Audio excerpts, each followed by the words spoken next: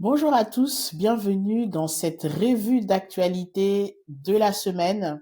Aujourd'hui, on va couvrir une seule actualité très très importante, qui est arrivée, qui est tombée hier.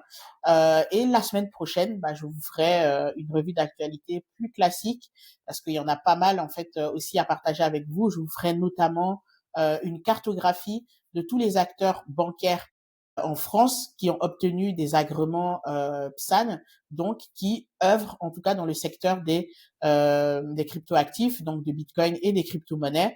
Et je vous parlerai en fait des sujets d'adoption parce que il y a notamment des entreprises telles que Western Union et Visa qui ont encore fait parler d'elles et qui ont euh, proposé des choses dans ce secteur. Mais sans plus tarder, je vais vous partager cette actualité en fait de cette semaine. C'est Eric Ciotti, président des unions de droite, donc l'UDR, fait des propositions pour Bitcoin et les crypto-actifs. Alors cette proposition de loi n'est pas la première, il y en a eu d'autres, mais c'est la première fois qu'on en a une aussi complète qui couvre pas mal d'aspects du sujet. La première qu'on a eue en fait venait de l'extrême droite, donc le RN, qui avait fait une proposition sur l'utilisation des excédents d'électricité pour le minage. Ensuite, on en avait eu une autre en fait sur la réserve stratégique, mais cette fois, on a une loi, une proposition de loi en tout cas qui couvre pas mal d'éléments et je vous propose de le découvrir ensemble. Voilà, donc comme on peut le voir, comme on peut le lire ici, c'est Eric Ciotti en fait qui porte ce projet de loi. Donc le projet de loi vise à la mise en place d'une réserve nationale de Bitcoin, à adosser le minage de Bitcoin au nucléaire et à créer des stablecoins euros et des crypto-actifs dans le PEA sous forme d'ETN. Donc, comme je disais, c'est la première fois qu'on a une proposition de loi aussi complète sur le sujet des crypto-actifs. Ça ne concerne pas uniquement Bitcoin, mais ça concerne aussi les stablecoins, concerne aussi une évolution du PEA. Je vous propose en fait de parcourir ensemble ce projet de loi pour qu'on voit exactement ce qui a été proposé par l'UDR. Donc, ce qui est intéressant, c'est que ce projet de loi, eh bien, il commence par dresser un état des lieux. Donc, déjà, exposer des motifs. Donc, pourquoi est-ce que un parti en France propose quelque chose dans le domaine du Bitcoin et des cryptoactifs? Donc, on va dire, dans cette lettre, euh, elle décrit pas mal d'éléments que je trouve intéressants. Donc, déjà, on peut lire, une révolution monétaire est en marche. Donc ça, c'est déjà en soi suffisant en fait pour proposer quelque chose. Mené par le jeton de monnaie électronique Bitcoin. Donc le Bitcoin et les crypto-actifs sont le symptôme et les outils d'une révolution monétaire, commerciale, économique et donc en un mot politique. Donc déjà, ce constat, il est vrai parce qu'aujourd'hui, on a une guerre des monnaies qui est en cours et moi, je trouve ça encourageant que nos politiciens, en fait, s'en saisissent à minima en fait qui démontrent en fait une compréhension de ce qui se passe et qui montrent que ils sont au courant qu'il y a une guerre économique qui est en jeu et que cette guerre en fait elle se joue aussi sur le front de la monnaie. Donc on va parcourir ici le constat qui est dressé, je vais pas tout lire, je vous invite fortement en fait à lire cet article, il y a pas mal de choses intéressantes. Donc ici, il fait un constat, donc il parle déjà de ce qui se passe aux États-Unis, il parle de de Bitcoin, donc il décrit pas mal Bitcoin en fait il décrit pas mal Bitcoin en fait dans la lettre, donc les 21 millions, le fait qu'on a des défis géopolitiques, bouleversements technologiques industriels, et il parle même de l'histoire de la naissance de Bitcoin qui est contemporaine en fait de la crise financière et économique de 2008. Donc il dresse vraiment un historique de d'où vient Bitcoin et j'espère que à minima ce texte il sera lu par l'ensemble des députés pour que au moins en fait ils comprennent en fait ce dont il s'agit avant de juger, avant de le classer en fait dans la catégorie spéculation, blanchiment d'argent, etc. Qu'ils lisent en fait ce qui est écrit ici pour au moins comprendre ce que c'est. Donc, ce que moi j'ai aussi bien apprécié, c'est qu'il cite ici la lauréate du prix Nobel, Maria Corina Machado. Donc, je vous invite à aller voir ma vidéo où je décris tout ce qu'elle a dit au sujet de Bitcoin, elle explique très bien que Bitcoin aujourd'hui c'est un outil de liberté, c'est un outil en fait de libération en fait des peuples qui a été utilisé en fait et qui est utilisé au Venezuela en fait contre la répression financière et politique. Donc il la cite. Ensuite, on va aller un peu plus loin pour voir d'autres éléments en fait qui sont intéressants. Eh bien, il parle en fait de ce qui se passe aux États-Unis. Donc, pour indiquer que les États-Unis ont commencé en fait à gagner du terrain dans cette bataille monétaire. Donc, avec la réserve stratégique de Bitcoin, le fait que la sénatrice Cynthia Lummis a été nommée à la tête d'une commission au Sénat des actifs numériques et les propositions en fait qu'elle a faites, comme par exemple d'acheter presque 200 000 bitcoins par an jusqu'en 2030, avec pour objectif d'en avoir 1 million de bitcoins à terme. Donc, très très intéressant en fait ce portrait qui est dressé. Bien évidemment, il parle aussi des stablecoins et ce qu'il dit qui moi que je trouve vraiment intéressant et enfin pas juste intéressant mais je trouve que ça apporte quand même ça dénote quand même une certaine lucidité, c'est que les stablecoins constituent une réponse efficace à la décrue du dollar. Donc ça veut dire que nos politiciens, en tout cas ceux de l'UDR, ont les yeux ouverts sur le fait que aujourd'hui les stablecoins dollars, c'est clairement en fait une stratégie pour les Américains de sauver le dollar en refourguant de la dette américaine à toute la planète. Donc ça, il le détaille très bien. Il explique aussi les différentes valorisations qu'on a autour des stablecoins. Donc ça représente quand même aussi une manne financière, ça représente une rupture technologique en fait qui séduit pas mal de gens qui en ont besoin. Donc pourquoi pas aussi proposer en fait quelque chose au niveau de l'euro qui va aller concurrencer en fait ces fameux stablecoins dollars plutôt que de regarder un peu comme une poule devant un couteau. Donc voilà, il parle de tout ça. Quel autre point intéressant je peux partager également avec vous? On va aller directement aux articles.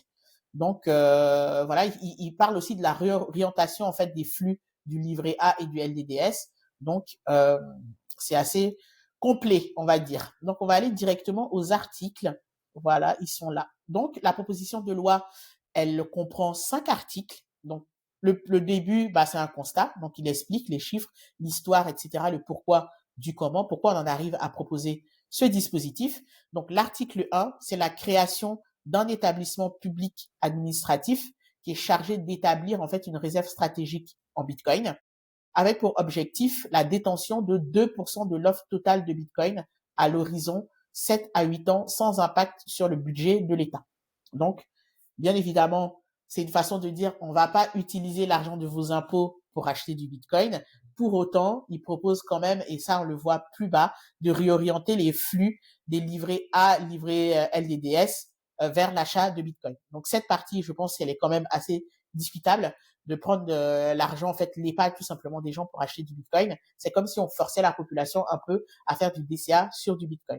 Pour autant, aujourd'hui, le livret A et les LDDS sont déjà utilisés pour d'autres choses, donc financer les logements, financer en fait une partie de la politique sociale.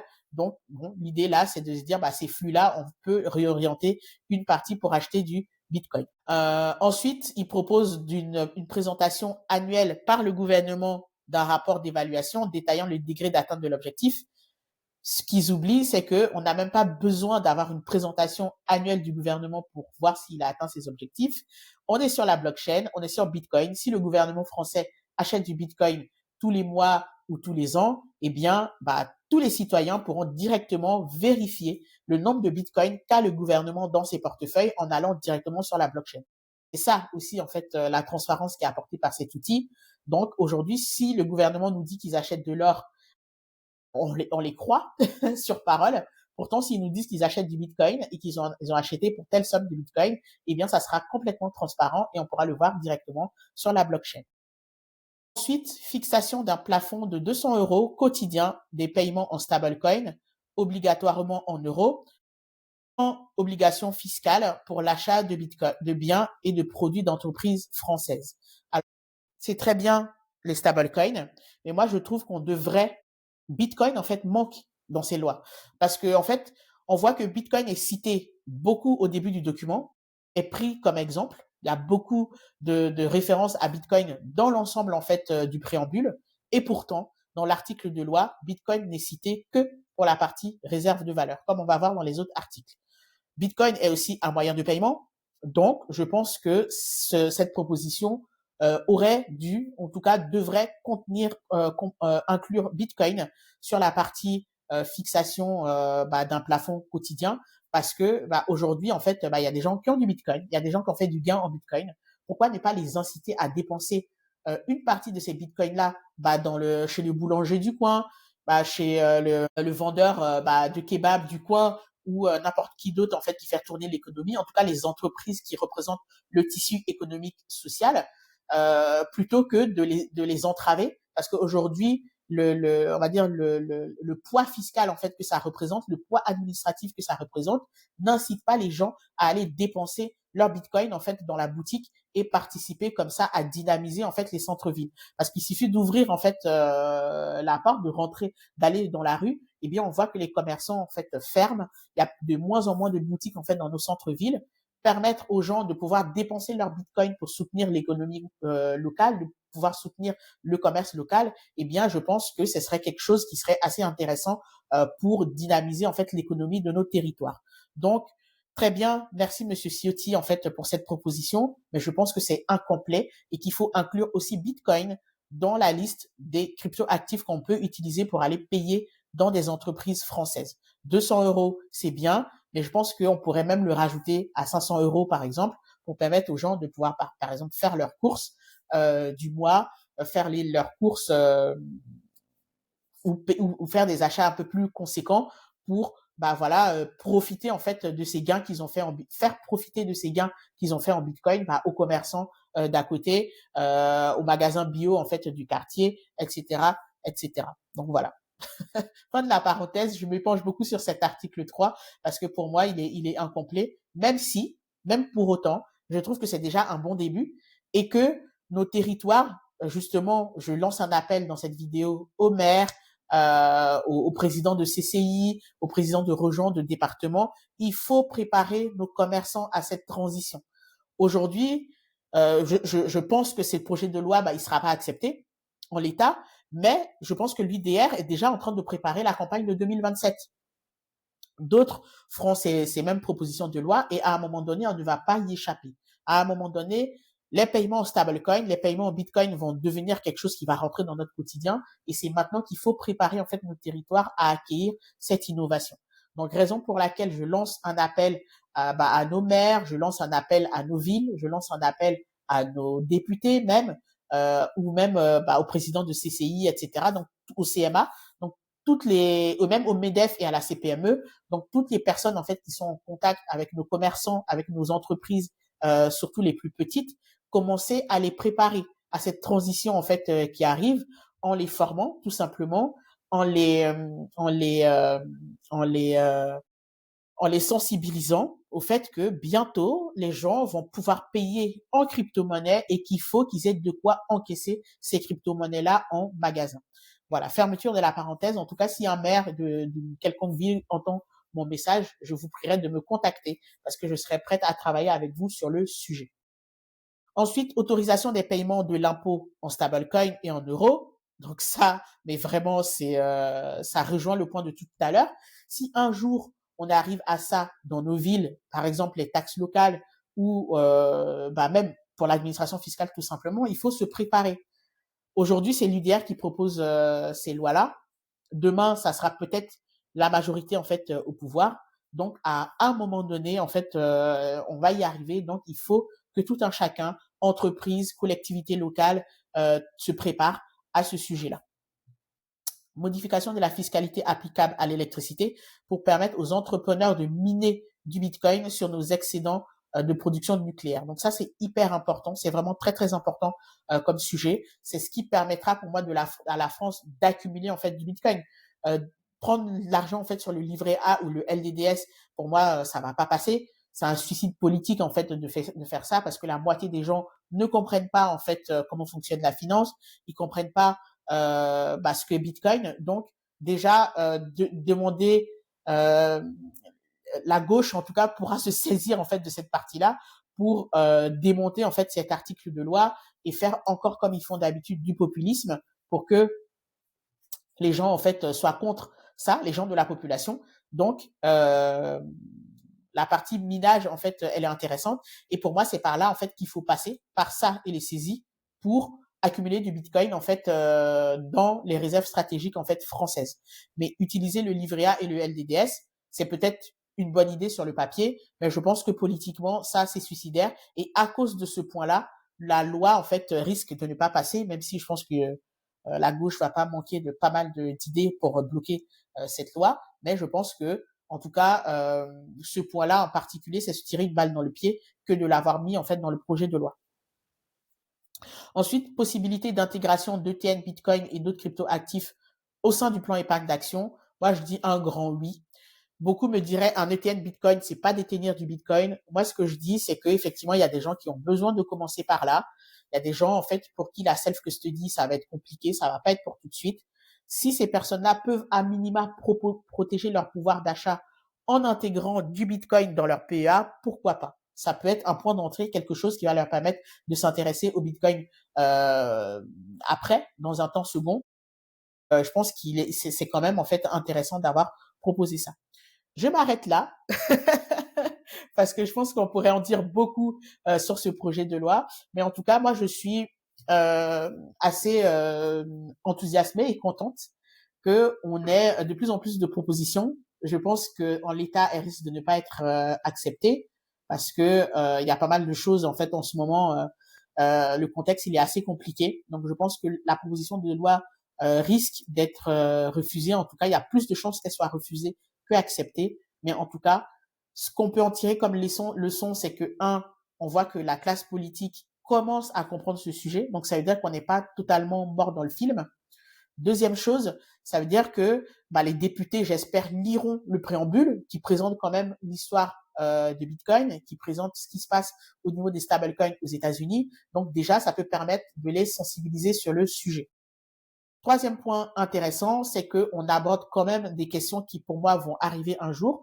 Donc, message à nos territoires, message à nos commerçants, commencez à vous préparer dès à présent parce que les paiements en crypto, c'est quelque chose en fait qui va forcément arriver un jour et les personnes en fait qui seront les mieux préparées seront celles qui pourront en profiter dès le début. Voilà, je m'arrête ici pour cette vidéo d'actualité.